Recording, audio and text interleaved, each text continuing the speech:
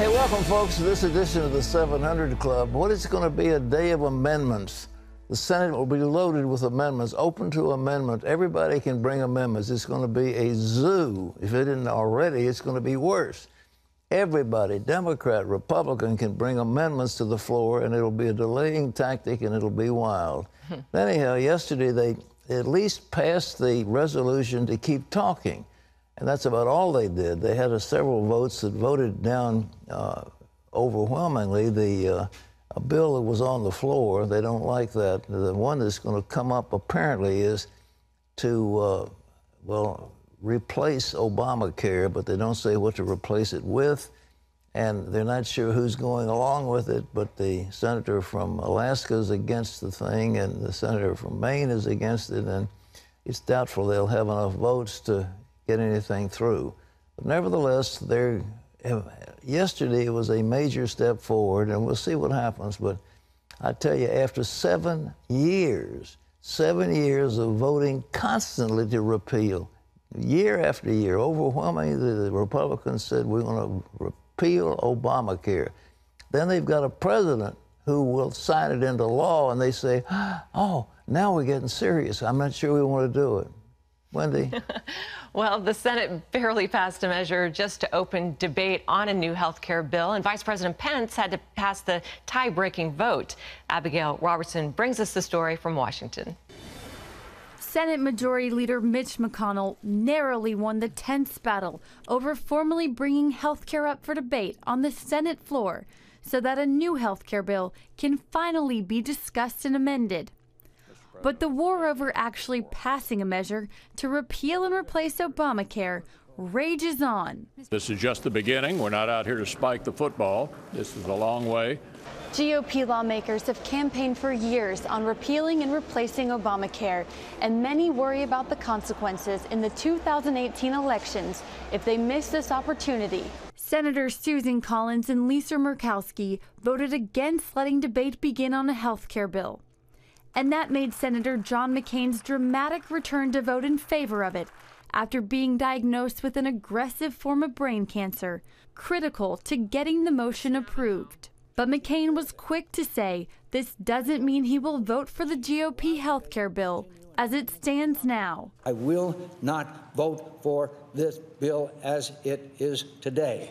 It's a shell of a bill right now. We all know that. McCain encouraged his colleagues on both sides of the aisle to work with one another and compromise on issues for the good of the American people. We're getting nothing done, my friends. We're getting nothing done. Let's trust each other. Let's return to regular order.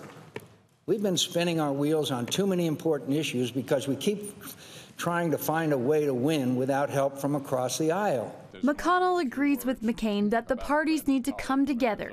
But he says some issues, like health care, are just more partisan than others. As of now, it is unclear whether senators will vote on a bill to just repeal Obamacare or repeal and replace it.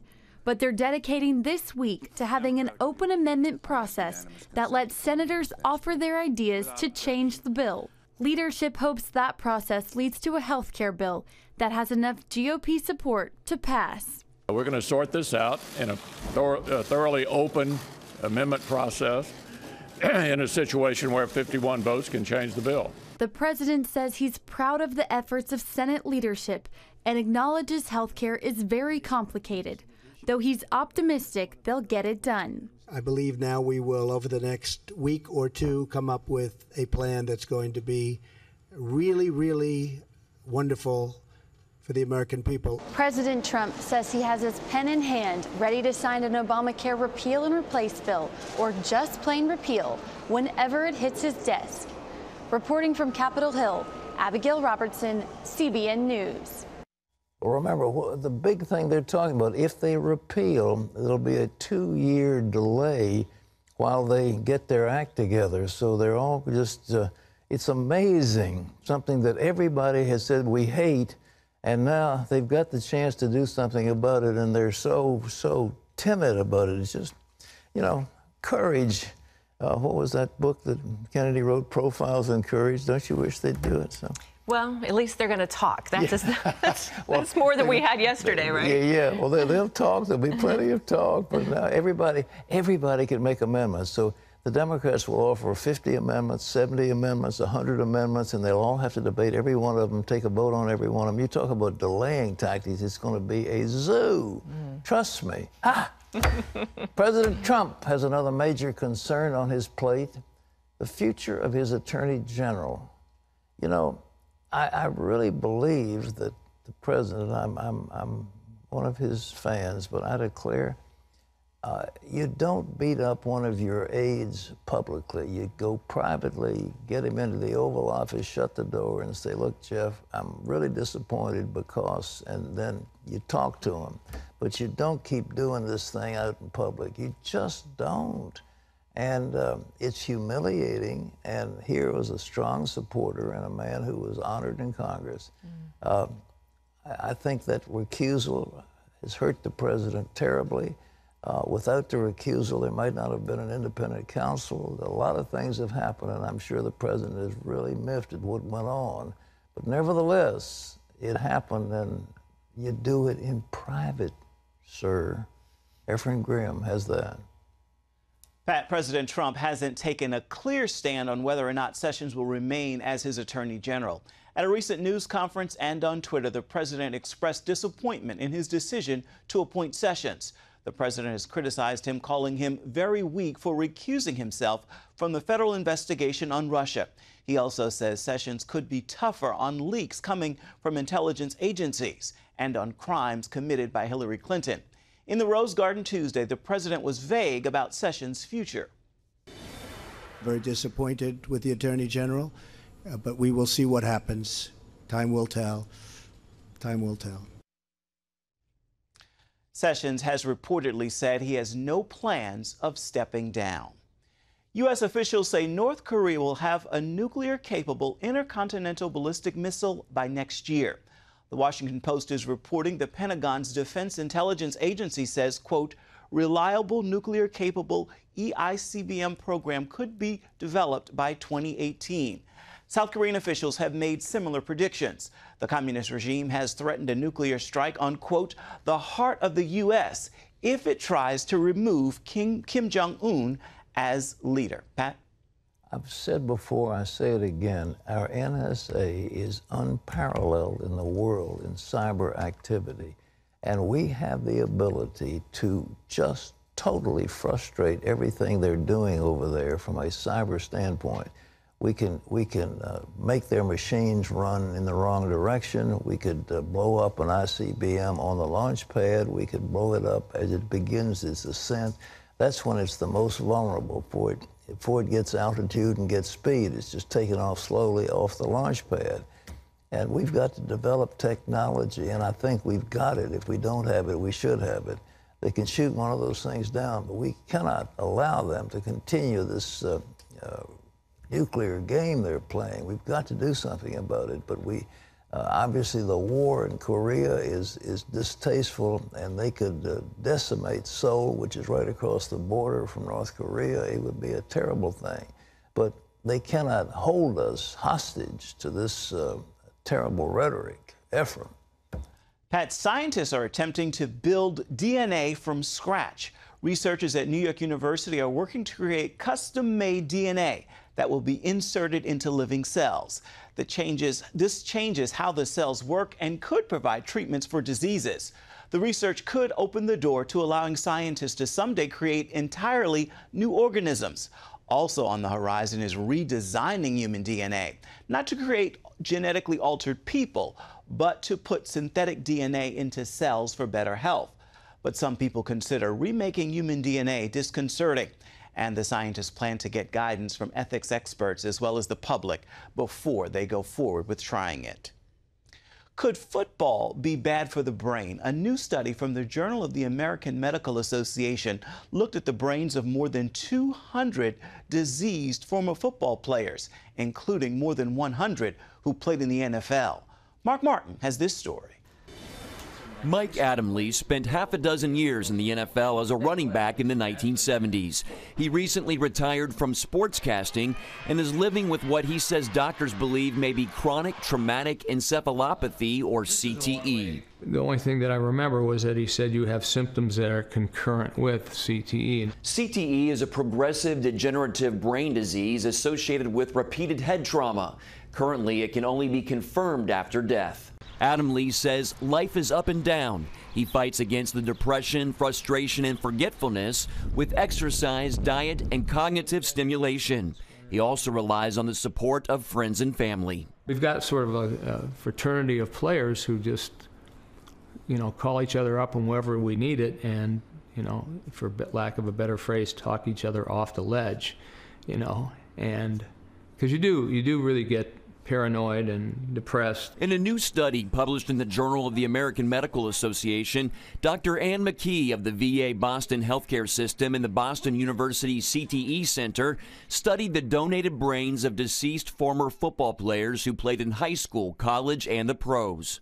Doctors examined their brains for signs of CTE, and the relatives of players provided information about athletic histories, mood, and cognitive symptoms. Pathologic evidence of CTE was found in 177 of the 202 former players, a whopping 87%. That includes 110 of the 111 NFL players whose brains were studied. The main results were there was a shockingly high percentage of CTE amongst the brain donors. That is, we found 110 out of 111 former NFL players had diagnostic lesions of CTE at autopsy. We found 91% of college players, and we found even evidence of CTE in some high school players, about 3 of 14 or 21%. So this says to us that CTE is a problem. It is a problem associated with football. The study says it has several limitations. Researchers say it's important to remember that brain bank donors don't represent the overall population of former football players. Adamle wants the game of football to be safer. Whether they can do that over a period of time in the next 20 years, I'm not certain. I don't think anybody is certain. So what I would like to see going forward is a comprehensive collective determination to solve this CTE problem. That is, how can we diagnose it in young players so they can stop playing when they're already developing signs of it, and how can we treat it in players that are concerned that they already have it? These, to me, are enormous public health concerns that we need to address right away. Mark Martin, CBN News.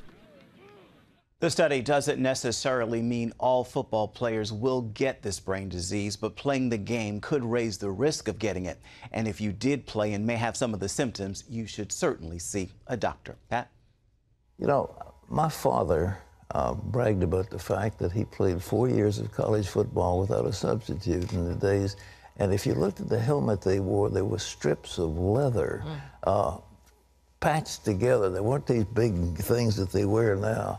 And apparently, he lived without any CTE. He died at about 83, 84 years old, however long he was, but he was a very vigorous man, and I noticed no symptoms or anything like that.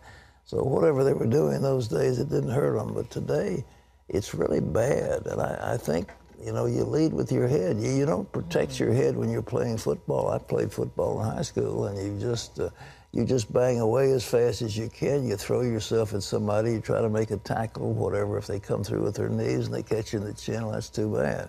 But, I've seen it, but thank the Lord I was spared that. But it's one of those things that, especially with young players, their brains are very malleable and very subject to danger. And it's something that, that song that Willie Nelson wrote, Mamas Don't Let Your Babies Grow Up to Be Cowboys. Well, I think mamas don't let your babies grow up to be football players. There's a lot of moms that don't want that. But maybe back when your dad played, maybe they were more gentlemanly players. Maybe they didn't try to kill each other. Well, they had people of the same skill set. Now you've got some of these guys coming who are just brutes. They're 270, 280, and 6, 7, or 8.